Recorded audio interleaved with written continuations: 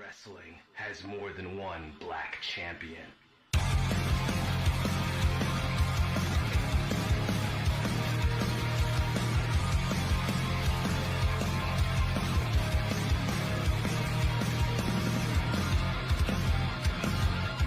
There's melanin in his soul, Negro icon Cody Rhodes, doing it for the culture machine. When blacks are down, Cody's there, and he knows how to bring hair. The thing he puts his kid in regularly is called rap.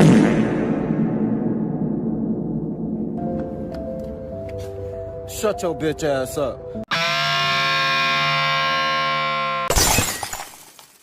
Hey, what's up, y'all? My name is Millennial Smark, and I'll bring you the slop, the whole slop, and nothing but the slop.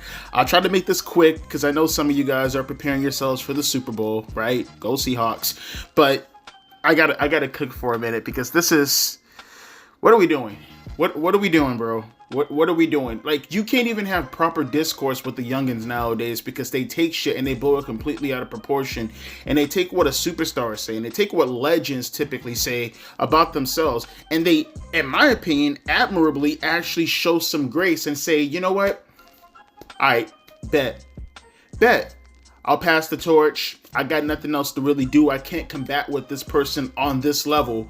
You take that one criteria, you take that one specific criteria, and you blow it completely out of proportion. You make it sound like a man is admitting his defeat. Like you make it sound like this man is saying that this guy is overall better than him in every aspect. Bro, let me show you this clip from Jeff Hardy that has the IWC going crazy right now, because it's essentially Jeff Hardy admitting that another wrestler is completely superior to him. Like, it's so fucking wild. Let me show you the clip from Jeff Hardy, then show you some of the reactions if you don't mind. The utter disrespect. It really pisses me off when I see shit like this. Check this video out. Everything's great, and I feel like we're exactly where we're supposed to be. You know, so I think everything worked out the way it was supposed to, especially even when my AEW deal kind of ran out. There was a part of me that said, I wonder if I just take this deal from AEW and try to, build myself up to this amazing superhero wrestler and stay there for a year and just see how things goes. But then I was watching the Will Ospreay match. I was like, no, I need to go back to TNA. I need to go to TNA. I think I need to go to TNA and tag with my brother and do the Hardys thing and help them evolve. I think everything worked out exactly the way it was supposed to. Now, did Jeff Hardy say anything disrespectful? Did Jeff Hardy say anything fucked up? No. I like to think that Jeff Hardy is wise now. I mean, a little bit too late, but nevertheless, though, wise still nonetheless. And he recognizes that he's 48 years old and he can't do what a Will Ospreay is currently doing right now. And, you know, for better or for worse, leading the way for other wrestlers to copy and emulate and essentially do in order to get to that next level within professional wrestling, to get over. You do realize when Jeff Hardy was doing it when he was around Will Ospreay's age, or 10 years younger than a Will Ospreay, it's because he was surrounded by giants, right? When you're surrounded by WCW on this side and Goldberg and Sting and DDP and the NWO and the Horsemen and all these men, these larger than life stars on the enemy side, and on your side the generals are Austin and Rock and Triple H and Undertaker and Kane and Foley, and you have all these larger than life talents who are surrounding you. You realize you have to do things in order to stick out. You have to do things in order to get yourself over. You see, Jeff Hardy had to make sacrifices for his career to reach the age of 48 and be well renowned at this point. He had to make those sacrifices to stand out because there were other superstars who were more talented than him that provided more substance to the wrestling business. Versus people like Will Ospreay, they just take what Jeff Hardy did about 30 years ago and just use that as the standard. That was not the standard. Jeff Hardy did that as an anomaly, as a rarity, in order to stand out. And Will Ospreay and people of his ilk have taken it to mean, well, if Jeff Hardy used it to get over, you're not recognizing that Jeff Hardy was a rarity. People like him, people like Rob Van Dam, people like Sabu, for an example, they use these tactics in order to stand out amongst all the larger-than-life talents that surrounded them. They took that as, well, I mean, that just should be the standard bearer. You should be able to flip outside the ring and put yourselves in a fucking coma before you reach the age of 48.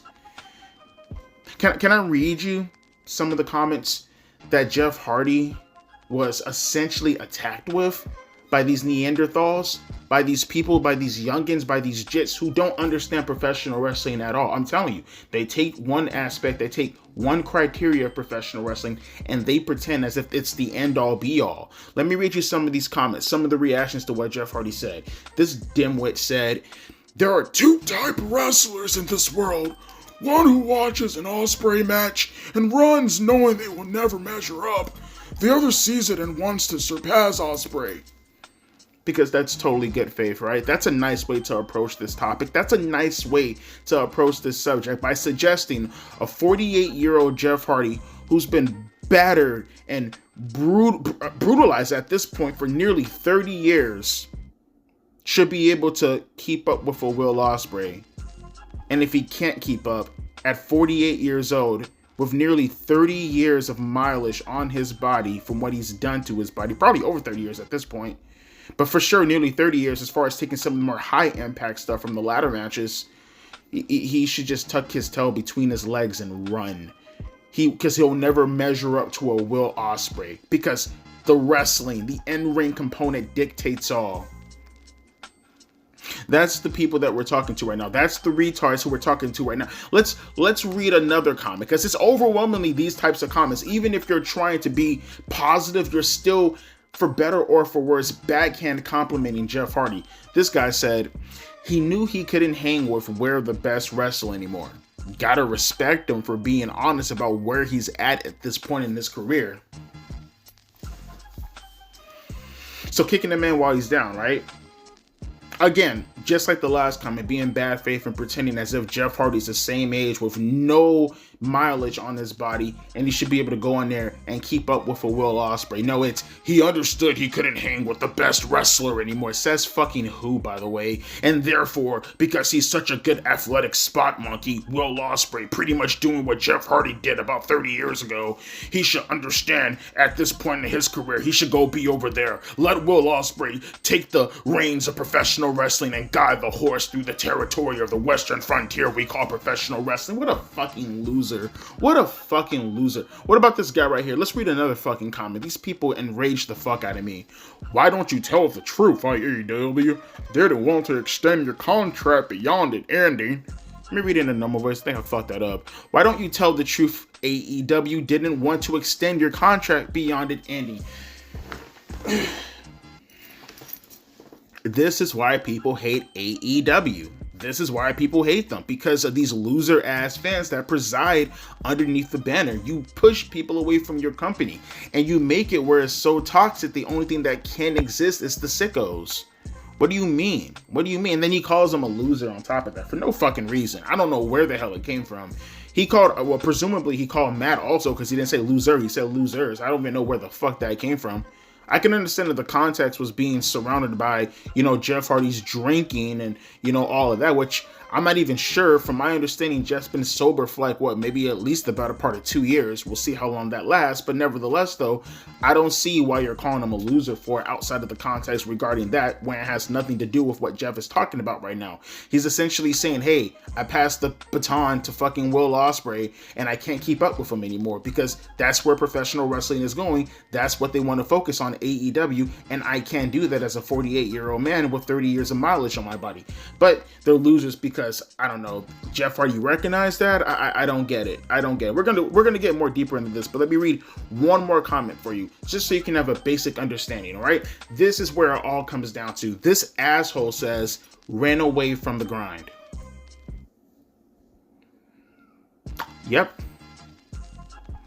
That's, if you want to take it all into a generalization, that's how the AEW fans, that's how the AEW dick riders, that's how the Will Ospreay nut garglers like to perceive this whole situation, that Jeff Hardy ran away from the grind. He couldn't keep up with a Will Ospreay in this one aspect of professional wrestling, and therefore he ran away from the grind. Using Will Ospreay's terminology when he was butthurt at Triple H, because again, if your aspect, and this is where we're going to get a little bit more deeper into this, if your perception of professional wrestling is strictly looking at it from just one criteria, then let me do the same thing but look at multiple criterias and ask yourselves, why did Will Ospreay himself run from the grind when presented with an opportunity to work for WWE? Could it be the fact that homeboy didn't want to leave his house? Or be able to not go back and forth to his house as easily? Because from my understanding, WWE was going to tour for a very, very long time, 300 days out of the year, right? Somewhere around that. Might be a little bit lower nowadays, but it's not even remotely close to the comfortable schedule that AEW has. Hence why Ospreay took the deal that AEW gave him, outside of the money, of course, but that aligns with that perception as well, right? Is he afraid of the grind like Jeff Hardy was when he had to put his body on the line consistently, continuously for WWE, even when he had restless leg syndrome? Even when he fucked up his lower back to the point where he could barely walk? The multiple upon multiple upon multiple concussions? The stingers in his neck as well? Fucked up shoulders? All kinds of body injuries that Jeff Hardy had to wrestle with, traveling, touring consistently.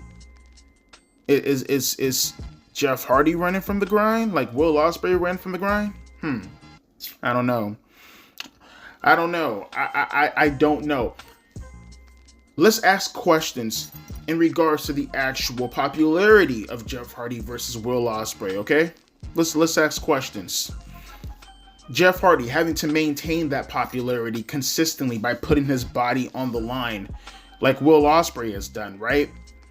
Was that done at the behest of the company that he works for in the same way as the Jeff Hardy was when he had WWE on his back along with John Cena back in 2008? Is that the same way? I doubt it. I highly, highly doubt it was in the same vein, even, right? Let me see if I understand this, because how many drugs has Will Ospreay taken in order to keep himself steady? Not to advocate for that, but I'm making an example for the retards out there who say that Jeff Hardy can't handle the grind. Make me understand. Help me understand this for a second. How many drugs or prescription substance abuses that Will Ospreay had to take in order to not even maintain, but more or less being able to prolong whatever injury he has at that point in time, having to understand that the injuries that he has at that moment in time, he has to be able to, I don't know, put to the side, put underneath the proverbial, what would you say, the proverbial, what would you say, I can't think of the word, let's just say selfishness for an example, right? These are things that Jeff Hardy had to make sacrifices for, that Will Ospreay was not willing to make sacrifices for, but he's running from the grind? No, because again, your perception in regards to professional wrestling as to how you look at it is the end all be all. Like, I can't stress it enough. I'm so sick and tired of these people pretending as if one aspect of professional wrestling is everything that it should be. Jeff Hardy got over. Jeff Hardy is in like a good deal. Will Ospreay wishes on his best day he can be Jeff Hardy at his worst as far as notoriety is considered. Go out on the street and talk to people and ask them if they know who Will Ospreay is versus Jeff Hardy. Bet my life you might get one person who might recognize Will Ospreay because of social media, and I guarantee you multiple upon multiple generations are going to know who Jeff Hardy is. There are people who are 7 years old, 6 years old in 1999 or 2000 who have kids of their own right now who are Jeff Hardy marks. That's the true tell of a superstar. And that's what Jeff Hardy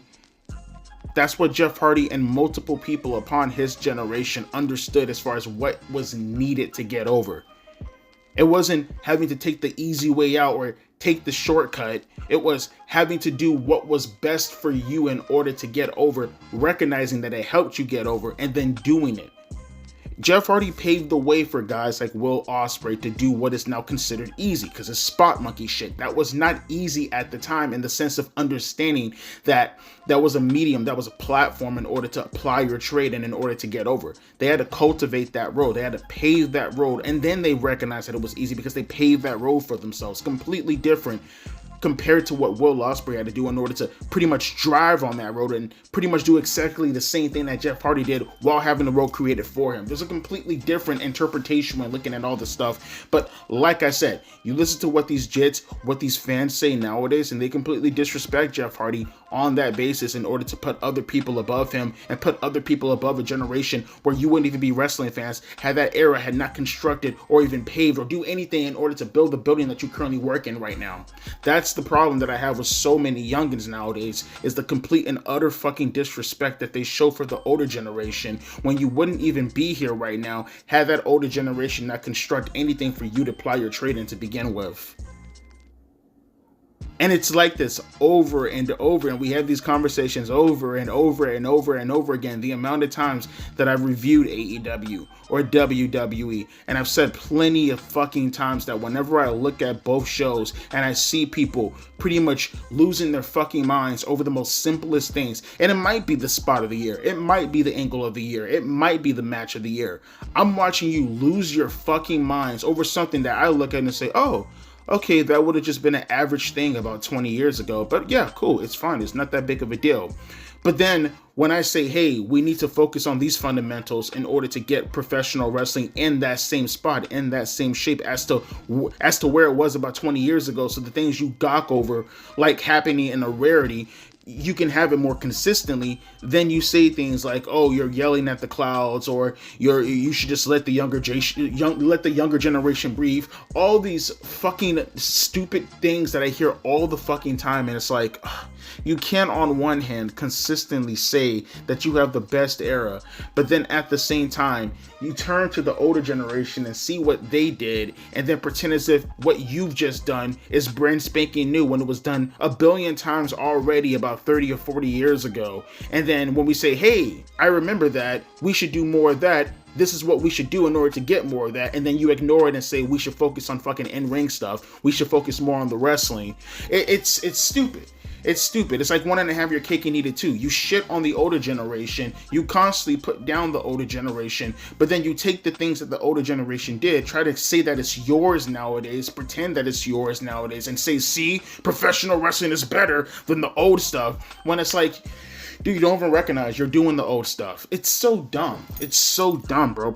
No, Jeff Hardy will never be underneath Will Ospreay. I don't give a fuck if Jeff Hardy is in the fucking wheelchair, okay? Will Ospreay will never even come remotely fucking close to a Jeff Hardy. And this is not even a knock on Will Ospreay. I do find him to be one of the better superstars in today's generation, but to say that he's better than Jeff Hardy, no, absolutely fucking not, and it's not even fucking close. And you're lying to yourselves saying that that happens to be the case. And if you're focusing on one criteria, that being the end ring stuff in order to prove your point, then you're a bigger dipshit than I thought.